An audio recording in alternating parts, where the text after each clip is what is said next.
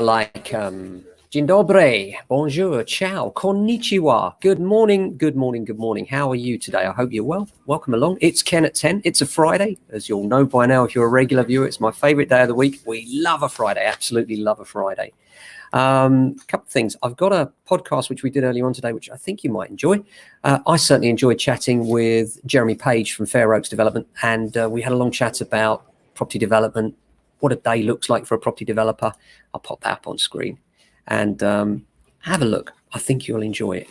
The news for this week, by the way, if you just got here and you've never been here before, you're wondering what on earth's going on, I'm Ken. It's 10. This is Ken at 10 with James Alexander Estate Agents, and we broadcast from Southwest London, Norbury to be precise, which is SW16, situated between Streatham and Croydon. We're a Zone 3 commuter area. Talk about all things property. A little bit of this, a little bit of that, really. So how are you today? Hope you're having a good day. Here in SW16, the weather is slightly grey and overcast, but quite warm, I'm pleased to say. And plenty going on this week. The Independent has an article on house prices, doesn't everybody these days? And they're saying the house prices are 17,000 higher over the UK than in January 2020. They've increased by 7.5% over the year to January. Of course, there are massive regional variations, and we'll come on to that in a second. And there's another article today in the Times about the best places to live. Where do you think the best places in the UK to live are? Well, according to the Times, they've ranked it by things like community, countryside, convenience, and apparently the best place in the UK to live is, drumroll, Stroud in Gloucestershire.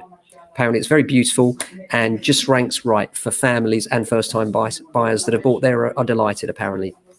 London, by the way, if you're wondering, as I was, Teddington is noted as the best place to live in London. So that's quite interesting. Rural towns emerge as property hotspots. Well, we've been saying this for some time. One of the extraordinary things is the rise in house sales out of London as the exodus from London has continued.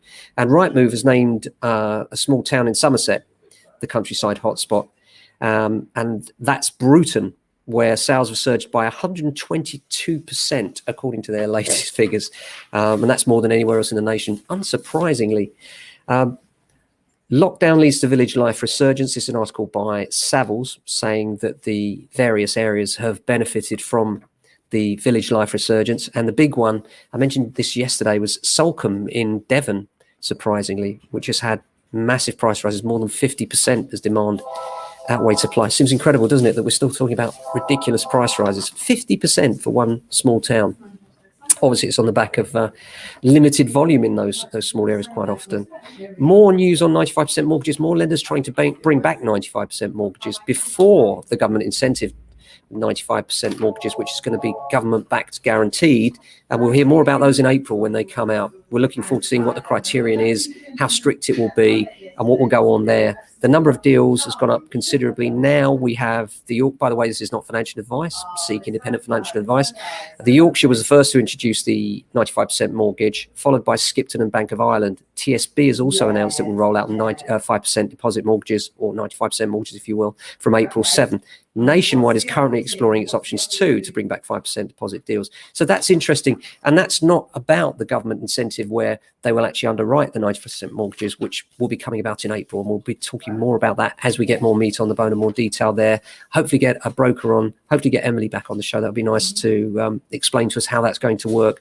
I'm particularly anxious that they allow people to buy flats on the new scheme. That's the big thing for us here in London, where most first-time buyers will be looking at flat prices. You know, they need those mortgages, those 95% mortgages, to allow a flat purchase. And I know that the first one from Yorkshire didn't allow leasehold purchases.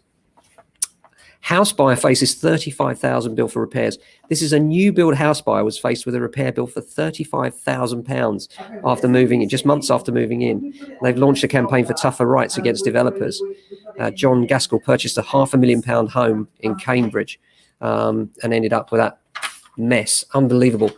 It's interesting, and basically Cambridge County Development's building faults were just massive. John's since launched a crowd justice campaign calling for greater laws to protect new buyers. It does seem wrong, doesn't it? And local MP Anthony Brown backs him, and they basically say that the problems in the new build construction sector are unacceptable. And I would agree. It just doesn't seem right, does it? You'd think it was more closely regulated than that. So be careful about those new builds. Homeowners fear a mortgage holiday could impact their credit score.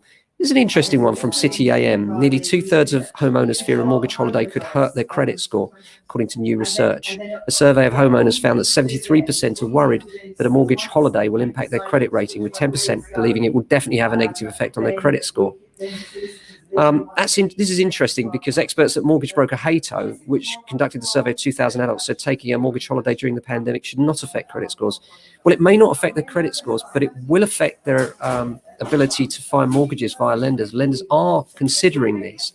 Good morning, Karen. Thanks for your comments. I'm glad you're interested in the topics. Have a listen to the podcast this week. I think you may find that interesting too. So this is an interesting one because on the one hand, they say, well, it's not going, and they always said, didn't they, oh, take a mortgage holiday, it won't affect your credit score.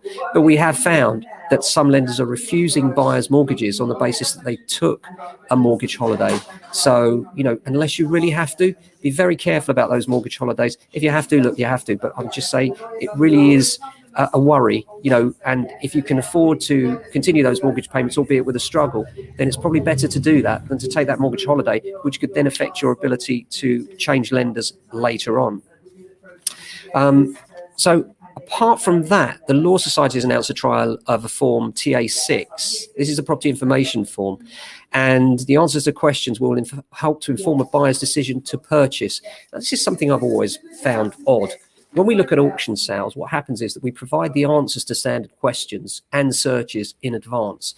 And a while ago, you may remember, if you're as old as me, there was a thing called a home information pack, or HIP talked about, where people could get the information ahead of time so that when they agreed the sale, the information was there, the searches, the inquiries were all dealt with. And why we do it the other way around, I have no idea. It so often holds up sales, especially on leasehold properties where there are technical questions regarding the management packs, etc. It could all be done in advance. It happens every day for auctions, folks. So really frustrating to me that we have such long delays over basic things, where if we had that information up front, the vendors would be aware of how quickly or slowly their solicitors were compiling this information. And by the way, our blacklist of solicitors grows and grows. More often than not now, we're looking at that list and saying, do we want to deal with these solicitors? And if we don't, we're warning buyers and sellers against using them. And particularly with buyers, we're saying, look, if you use that firm, it's quite likely that the vendor may consider going with another offer unless you change your mind. We don't wish to dictate which solicitors people use, but we do wish to be sure that the solicitors they're using have at least a modicum of efficiency.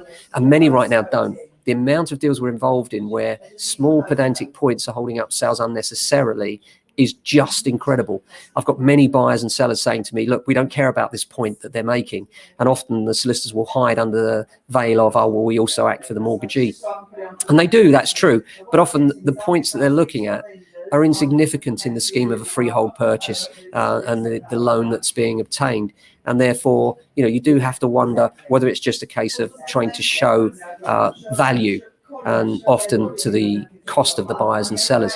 Very frustrating times indeed. We've got that deadline approaching fast now. Everyone's under pressure, and we all respond to pressure differently. But our job as professionals is to be calm, be professional, do what we can to nudge the sale along. And I would suggest, solicitors and conveyancers, that your job is to do the same thing. And therefore, communication is key to that. Responding to inquiries, at the very least updating your clients once a week with the status on their sale. And quite often we're finding that buyers and sellers haven't heard from their solicitor in many weeks, and when they do, it's only by email, and that email comes some 2 or 3 weeks after they've sent an email to their conveyancer or solicitor. It's not acceptable. It's not good enough. We know you're busy, but if you're too busy, you shouldn't have accepted the work in the first place. So yeah, be very careful of selection of solicitors. Very, very big thing now, especially if you're trying to meet that deadline. Buy cheap, buy twice. Very true. And especially in the case of solicitors and indeed agents right now. We're finding a lot of sales have fallen through due to a lack of research. We're getting people coming to us and saying, well, we thought we had a buyer and we haven't. And then we look into it and find that there's a sale that's, no one knew about, that's carrying on in the background. So really important that you check that carefully. So that's it for today. We're now off to get everyone out viewing. Friday's a really important day for the industry. It's the day when everybody looks to get out viewing. Saturday is the most popular day of the week for viewing houses, and we need to make sure that every one of our properties that's on the market gets as many viewings from serious buyers, not just mudslinging. It's not just about sending people around because they're in the price range, but making sure that people are seeing what they want to see. Or if we can't get them to what they want to see, then having a look at their circumstances and seeing if we can perhaps change their perspective, perhaps talk about 2 bedrooms rather than 3, perhaps lower their sites, might bring a few more options in for them, perhaps consider leasehold rather than freehold, maybe end of terrace rather than terrace rather than end of terrace, or, you know, just bring down your sites a little bit can make all the difference. If you can't find what you want where you want, folks, remember, you've only ever got 2 choices. Lower your sites or other areas. And other areas is something, you know, expanding out that range. Maybe, you know, you looking in a certain area, if you go a quarter mile out, half a mile out on Rightmove, then it will expand out the search and you'll find other areas sucked into your search. Look at those and see if they're any more suitable for your lifestyle. And it may well be that you find you'd rather something slightly bigger, slightly outside of your key area, and that would be better for your lifestyle than perhaps something exactly where you want to be, but perhaps there's a bedroom less, or perhaps it's terraced where you'd rather have parking, or whatever it is. It's always going to be a compromise. Doesn't matter what price you're spending. Even the super rich tend to find that there's something that they like about what they're buying. So, you know, think about what you can compromise on, you know, where your red lines are, what those red lines are. And it's really tight out there at the moment. So if you're thinking of buying right now, if you've got a property to sell, you need it to be under offer. Once you've found that what's out there in your price range is reasonably acceptable to you, make sure you get under offer quickly, because until you're under offer, you're going to be at the back of the queue when it comes to negotiation on the one you're buying. And I know it's chicken egg, because if you can't find, then you can't move. But trust me when I say, most agents will not take you seriously until you're under offer. When you're under offer, remember, it tells us 2 things.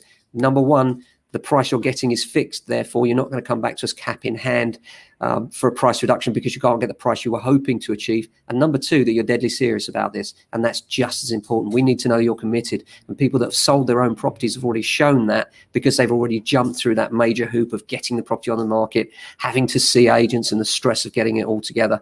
So I hope that's helpful today. Have a fantastic weekend. Look after yourself, your friends, and your family. And we'll be back Monday morning with another Ken at 10. Take care.